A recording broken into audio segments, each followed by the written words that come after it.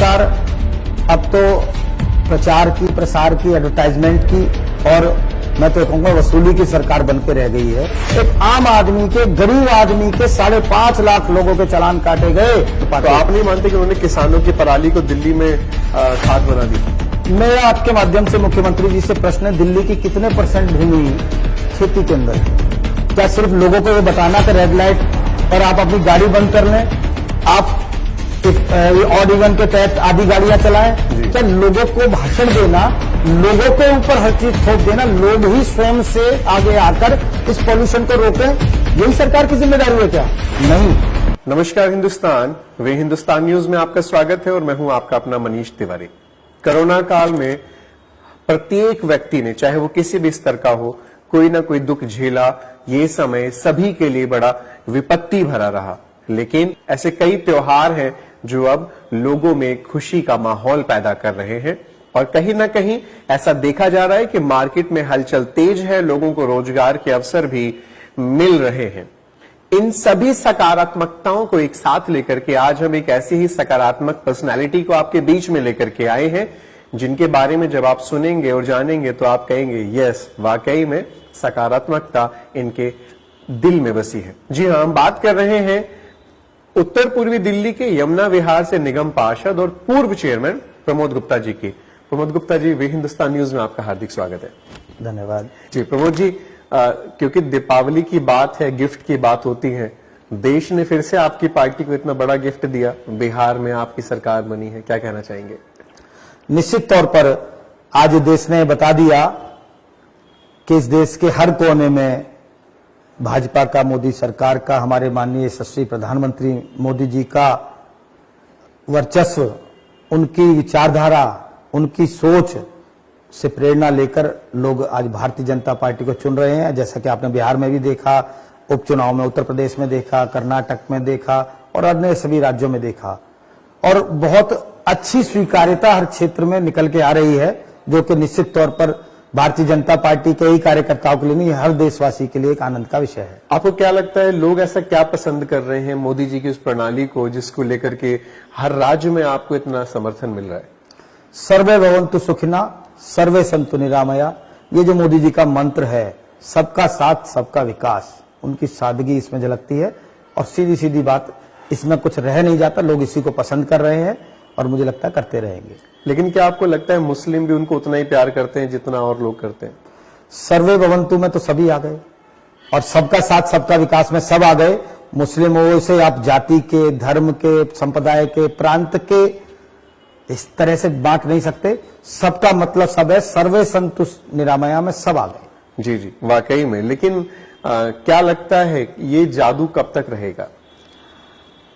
जादू शब्द जो है, इसे आप अपने दृष्टिकोण से कह रहे हैं, ठीक है, मगर मेरा इसके बारे में थोड़ा भिन्न रहा है। जादू तो कुछ दिखाकर, पढ़ाकर, बताकर किया जाता है। ये एक इफेक्ट ऐसा है जो सत्य का है, जो सच्चाई का है, जो मेहनत का है, जो बेतोड़ परिश्रम का है, जो सच्चाई का है। और मुझे लगता है ये असर जनता से जाने की बजाय अब दिन रात चल रहा है और चलता ही रहेगा। चलिए, क्योंकि कोरोना काल में आप घर में दिखे ही नहीं, बाहर ही लोगों के बीच में थे, तो एक प्रश्न बड़ा जरूरी बनता है, इन दिनों में जब आप घूम रहे हैं मार्केट में, वो चहल पहल देख रहे हैं, तो आपकी आत्मा को कितना सुकून मिल रहा है? क्योंकि आपने वो समय भी देखा था जो पीड़ा का समय था। देखिए, ऐसी एक महामारी जो शायद हमारे जीवन काल में देखने और कल्पना से परे थी, वो हम आपने इस जनरेशन के सभी लोगों ने देखी है और भुगती है, और मैं और मेरा परिवार भी उससे पीड़ित हुआ। तो निश्चित तौर पर आज लोग समाज में आ रहे हैं, त्योहार उत्सव मना रहे हैं, तो एक हर्ष का विषय है। लोगों की जिंदगी अपने सामान्य गाड़ी पर आ गई है, ये वाकई में हर्ष का विषय है, मगर सावधानी अभी बहुत जरूरी है। केसेस बहुत बढ़ रहे हैं, समस्या बहुत बढ़ रही है, मगर उसमें हर्ष का विषय ये है कि हमारी यह मृत्यु दर पूरी दुनिया में सबसे कम अगर मृत्यु दर कोरोना के कारण कहीं है तो भारतवर्ष के अंदर है। उस सब में कहीं ना कहीं हम लोगों की पौराणिकता, हम लोगों की पद्धति, हम लोगों की शैली जो खान पान की है, वो बहुत इफेक्ट करती है। उसको कंटिन्यू रखें, देसी वस्तुओं का, देसी चीजों का, सांस्कृतिक चीजों का खान पान अपने जीवन में बढ़ाएं। मुझे लगता है कि उससे हमारी इम्यूनिटी पावर बढ़ेगी और कोरोना भागने में हमें मदद होगी। देखिए, कहीं ना कहीं क्योंकि आप राजनीति से भी बिलोंग करते हैं, आप पूर्व चेयरमैन रहे हैं, अभी निगम पार्षद भी हैं और आप एक अलग ही पर्सनालिटी के नेता लोग कहते हैं। मैं आपसे एक चीज जानना चाहूंगा, हम लोग सुरक्षित रहें, सब कुछ हम लोग करें और चालान भी फिर हम ही लोगों के ही कट रहे हैं। 5.5 लाख के करीब चालान कटे हैं, 500 से गुणा कर लीजिए, अच्छी इनकम भी हुई सरकार को, उसके बावजूद भी दिल्ली में कोरोना केस नहीं थम रहे। मैंने बताया ना, दिल्ली में हम एक ऐसा स्तंभ है जो दिल्ली सरकार के रूप में है, वो अपनी जिम्मेदारियों से भागता है। दिल्ली की सरकार अब तो प्रचार की, प्रसार की, एडवर्टाइजमेंट की और मैं तो कहूंगा वसूली की सरकार बन के रह गई है। जिस सरकार ने यह नारा दिया था कि आम शब्द का प्रयोग किया था, तो मैं कहता हूं आम लोगों से तो कोसों दूर है, क्योंकि आम लोगों के 5.5 लाख चालान रोड पर कटे हैं।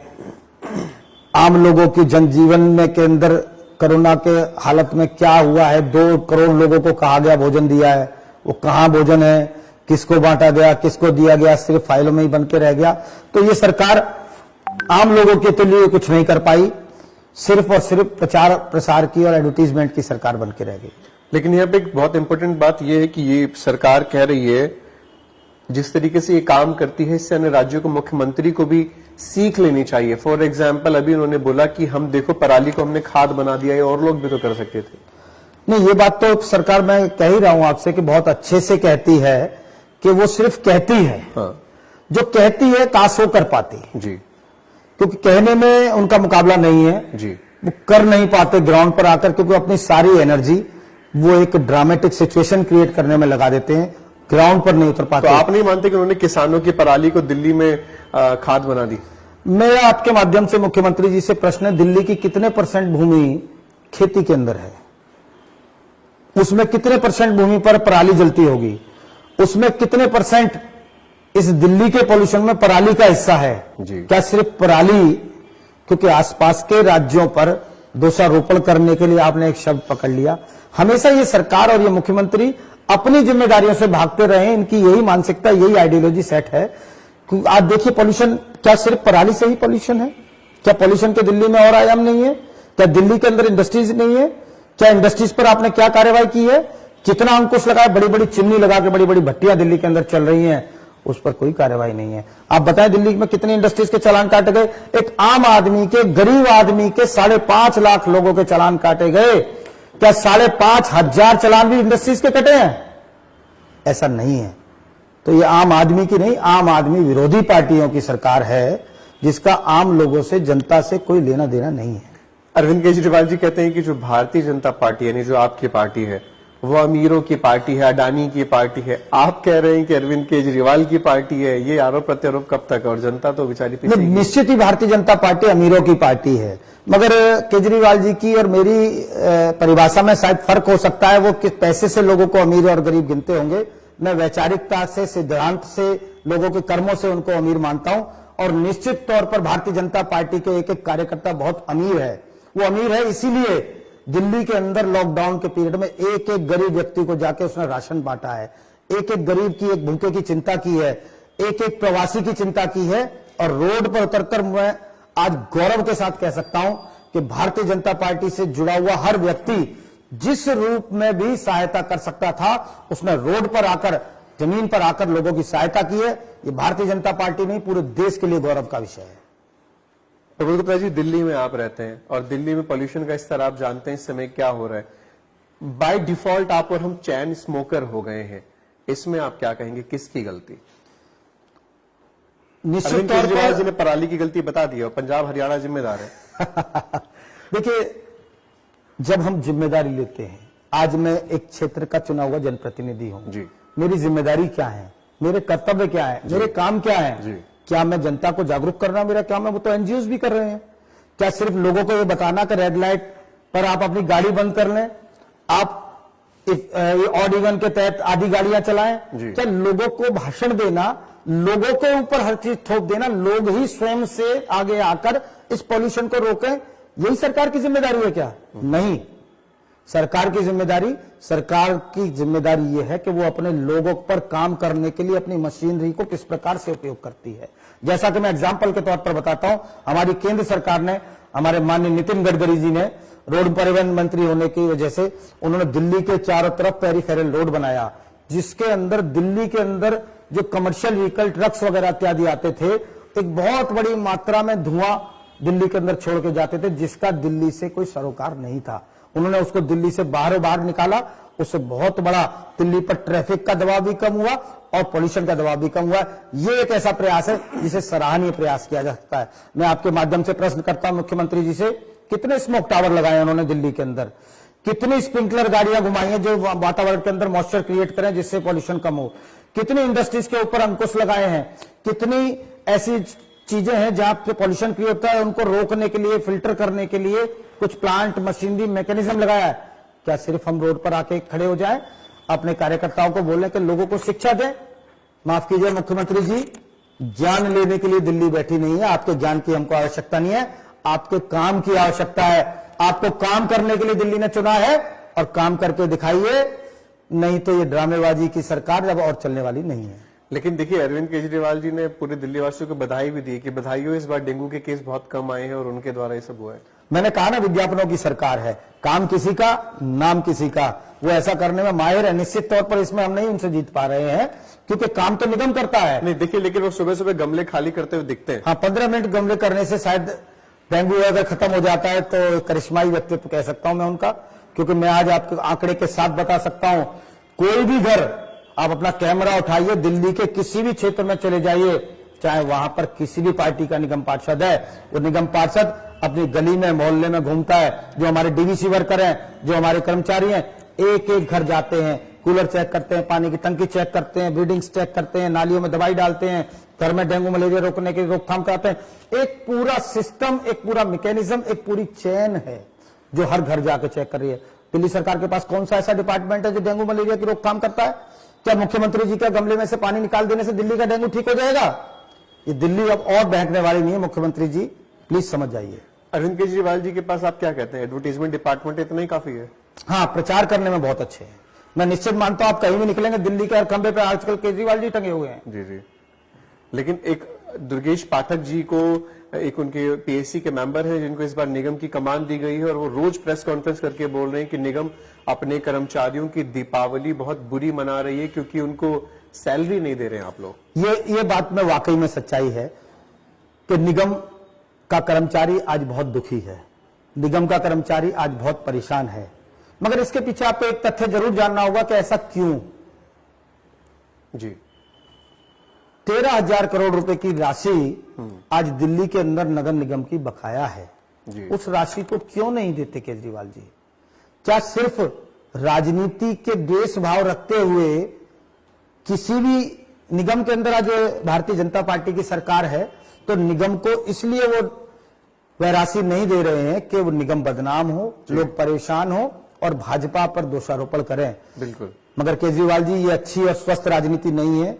आप निगम कर्मचारियों के भविष्य से, उनके परिवार से, उनके स्वास्थ्य से ये खिलवाड़ मत कीजिए, ये अच्छा नहीं है। लोग हड़ताल पर गए हैं, एमसीडी के सभी कर्मचारी इस समय हड़ताल पर गए हैं। क्या लगता है इनका समाधान कौन निकाल के देगा? क्या ये ऐसे ही बेघर की तरीके से अपनी सैलरी मांगेंगे? क्योंकि सैलरी तो एमसीडी से मांगेंगे। आप लोग क्या मजबूत कदम उठाने वाले? देखिए, लोग हड़ताल पे गए, पहले तो सभी लोग हड़ताल पे नहीं गए, आंशिक रोक पर कुछ लोग हड़ताल पर गए। मगर हड़ताल के कई सारे कारण होते हैं। निश्चित तौर पर समस्याएं सैलरी की तो है ही है, इसके अलावा कहीं ना कहीं एक किसी के दुख दर्द को एक पिन चुबोकर कुरेदने का काम आम आदमी पार्टी कर रही है। जी जी। उनको उस दर्द को, पहले तो बात तो ये कि उस दर्द का कारण ही वो है, बिल्कुल, क्योंकि पैसा नहीं दे रहे जी। मगर वो कारण होने के साथ साथ उस दर्द में बार बार पिन डालकर कुरेद रही है और उसको एक निगम के प्रति द्वेष का माहौल क्रिएट करने की कोशिश कर रहे हैं, जनता के बीच में भी, कर्मचारियों के बीच में। मगर उसमें वो न कामयाब हो पाए हैं और मुझे लगता है उसमें कामयाब हो भी नहीं पाएंगे, क्योंकि निगम कर्मचारी हो चाहे देश की जनता हो, वो भली भांति अपनी जिम्मेदारियों को, अपने कर्तव्य को जानते हैं। और मैं धन्यवाद देता हूं निगम निगम के कर्मचारियों को जिन्होंने कोरोना काल के अंदर अपनी जिम्मेदारी से ऊपर उठकर काम किया। हमारे डॉक्टरों ने, हमारे सफाई वर्करों ने, हमारे निगम के सब कर्मचारियों ने अपनी जिम्मेदारी से ऊपर उठ के काम किया है। इस वजह से आज हम कोरोना की रोकथाम में बहुत आगे हैं। प्रमोद जी, एक चीज मैं जानना चाहता हूं, क्योंकि हम लोग राजनीति से तो नहीं है, लेकिन हो सकता है इसका सही उत्तर आप दे पाए, इसलिए हम जानना भी चाहते हैं। निगम अपने कर्मचारियों को सैलरी नहीं दे रहा है, इसलिए निगम गलत है। दिल्ली यूनिवर्सिटी के कॉलेज जो दिल्ली सरकार के अंदर आते हैं, उनको भी सैलरी नहीं मिल रही उनके कर्मचारियों को। तो वहां पर अब मनीष सिसोदिया जी ने 2 दिन पहले प्रेस कॉन्फ्रेंस की और कहा कॉलेज गलत है। मतलब जिसको आप नहीं दे पा रहे हैं वो गलत कैसे? देखिए, सब गलत कैसे? एक अनार्किस्ट सोच इस पार्टी के लोगों की है। जैसा कि अभी आपने देखा होगा कि किसी पार्टी विशेष के साथ एक मीडिया चैनल ने आवाज उठाई और उनको जेल के अंदर ठूंस दिया गया। यही मानसिकता, अनार्किस्ट मानसिकता लेकर ये चल रहे हैं। जो भी बात उनको प्रिय नहीं है, जो भी उनके मन की नहीं है, हर वो व्यक्ति, हर वो संस्था, हर वो कॉलेज, हर वो विद्यालय, हर वो ऑर्गेनाइजेशन भ्रष्ट है, करप्ट है, खराब है, जो उनकी विचारधारा से उनसे सहमत नहीं है। तो साहब, ये तो लोकतंत्र नहीं है, फिर तो आपको डेमोक्रेसी के पीरियड में नहीं होना चाहिए था। तो मैं यही आपसे कहना चाहूंगा कि आपको देश की जनता ने, इस दिल्ली की जनता ने बहुत हृदय से लगाया है अपने कामों के लिए। ये मत भूलिए, ये लोग शीश पर बिठाते हैं तो धूल में मिला भी देते हैं, क्योंकि लोगों के काम होने चाहिए। आज कहीं आप एक लाइट लगाएंगे तो उस पर हर वर्ग का व्यक्ति उस रोड से निकलेगा, उसका लाभ लेगा। कहीं कोई रोड बनाएंगे तो हर जाति, हर धर्म, हर वर्ग का व्यक्ति वहां से निकलेगा, उसका लाभ लेगा। आप काम करेंगे तो सभी लोगों को लाभ मिलेगा और हर व्यक्ति आपके काम की प्रशंसा करेगा।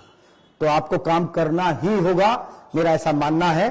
चाहे वो कोरोना के क्षेत्र में हो, चाहे पोल्यूशन के क्षेत्र में हो, आप सिर्फ और सिर्फ, आज मेरा एक प्रश्न है, आपने पूरे देश में देखा होगा कोरोना के अंदर हर राज्य सरकार अपने अपने प्रयास कर रही थी कोरोना भगाने के लिए।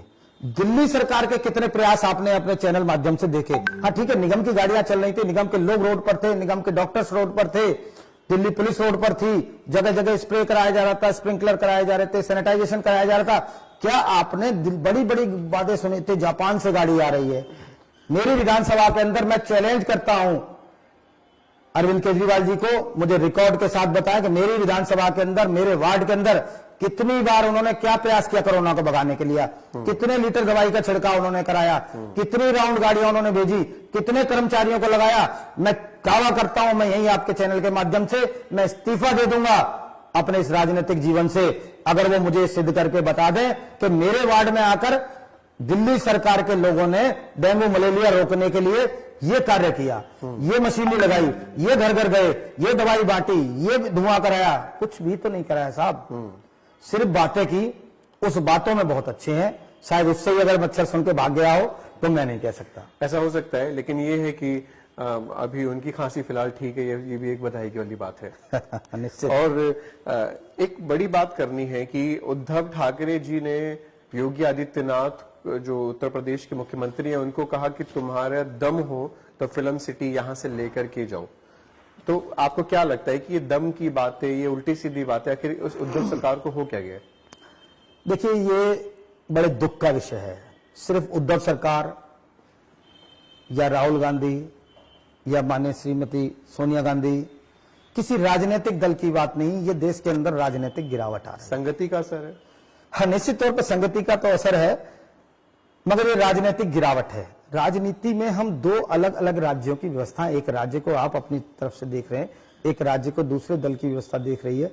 वो किसी अलग राजनीतिक विचारधारा से प्रेरित हो सकते हैं, वो किसी दूसरे विचार के हो सकते हैं, मगर ऐसी अशोभनीय भाषा, ये प्रयोग नहीं होना चाहिए। आप काम करके दिखाएं, वहां पर मुकाबला करें, वहां कंपटीशन करें, उसमें तो आनंद आएगा। मगर माफ कीजिएगा, आज उद्धव ठाकरे जी को बाला साहब ठाकरे जी भी ऊपर बैठ के अगर देखते होंगे तो मुझे लगता है कि उनको उनके इन वक्तव्यों पर, उनके इन कार्यों पर, उनकी संधि पर और उनकी इस तरह की अमानवीय गैरकानूनी बातों पर निश्चित तौर पर दुख होता होगा। प्रमोद गुप्ता जी, अगर मैं कोई भी व्यक्ति कोई बात गलत बोलता है तो ऐसा हो सकता है कि आप उससे असहमत हो, लेकिन क्या जो जिस व्यक्ति से आप असहमत है उसको क्या धरती पे जीने का अधिकार नहीं है?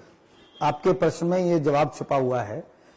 लोकतंत्र का मूल आत्मा तो यही है ना बिल्कुल कि मुझसे कोई सहमत नहीं है, आज मैं इस क्षेत्र का जनप्रतिनिधि हूं। क्या सभी लोग मुझसे सहमत हैं? क्या सभी लोगों ने मुझे चुना? ऐसा तो नहीं है ना। मगर ये मेरा धर्म है, मेरा वचन है, मेरा काम है कि मेरे पास किसी भी दल, किसी भी विचार, किसी भी संस्था से किसी भी सोच का व्यक्ति आए, उतनी ही ईमानदारी के साथ मैं उसका काम करूं जितनी ईमानदारी के साथ अपने विचार के लोगों का काम करता हूं।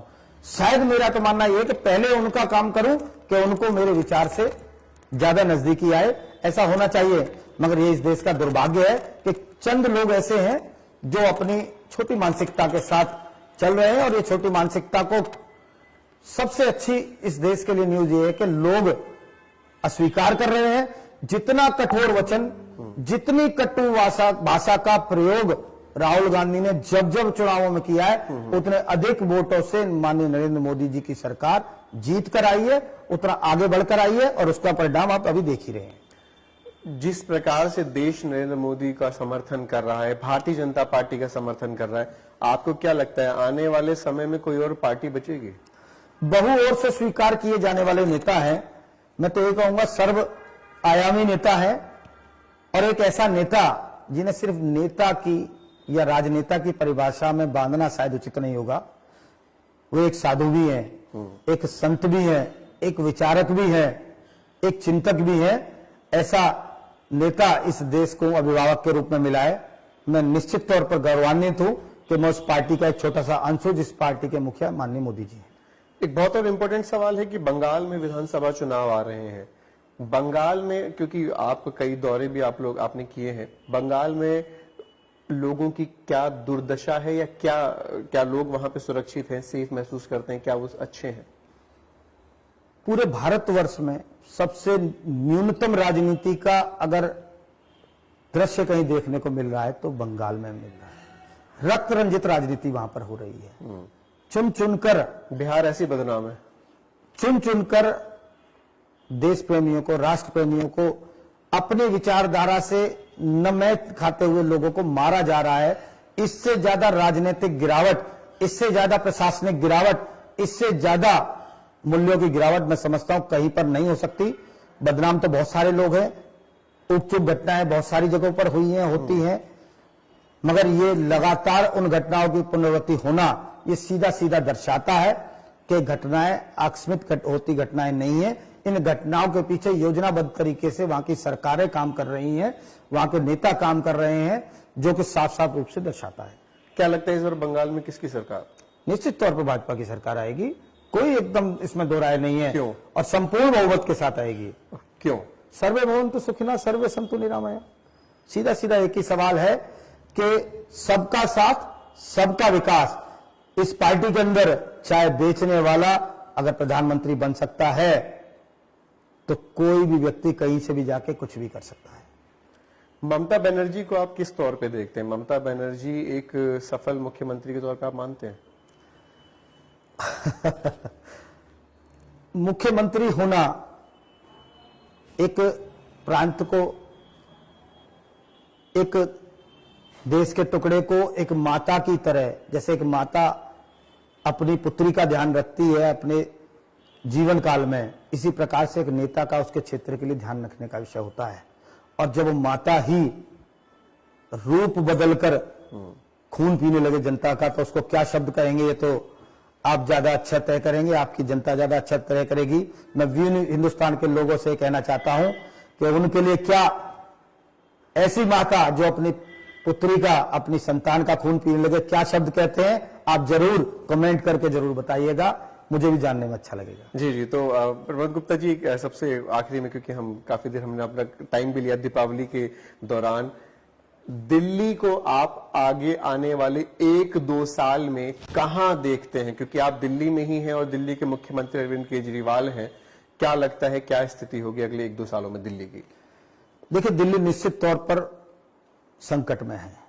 मैं चिंतित हूं दिल्ली को लेकर, क्योंकि निगम को कहीं ना कहीं मुख्यमंत्री जी ने हाथ पैरों से बांधकर पानी में छोड़ दिया है, क्योंकि बिना आर्थिक व्यवस्था के काम कर पाने में बहुत दिक्कत हो रही है।